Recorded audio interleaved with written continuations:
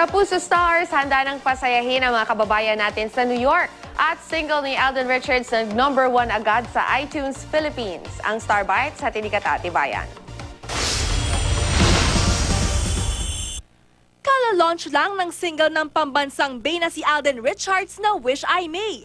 Certified #1 agad ito sa iTunes Philippines. Si Alden, hindi raw inaasahan ang dami nang nagda-download ng kanyang single.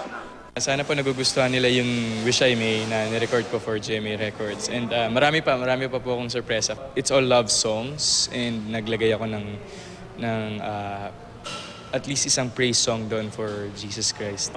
Looking forward naman daw si Alden sa performances nila ni Yaya Dub sa wildcard ng Bulaga Pa More segment ng Itbulaga ngayong Sabado. Sana nga raw ay magkita na sila. Ibinahagi rin ni Alden ang kanyang sikreto sa pagiging isang Bay. Simple lang. Tingin lang sa salamin tapos sabihin mo lang, thank you Lord.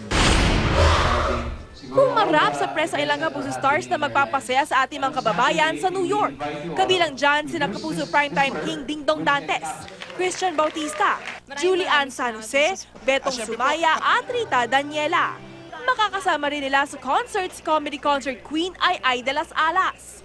Tila gagawa ng kasaysayan ang Kapusong Pinoy New York dahil ito ang first time na magpe-perform ang stars ng isang Filipino network sa historic town hall. All set na po kami ang Kapuso, lahat ng mga gustong manood dito sa New York. This is our way of celebrating 10 years of giving quality entertainment para sa lahat ng ating mga Kapuso worldwide. So magkita-kita po tayo doon. Katatibayan, GMA News.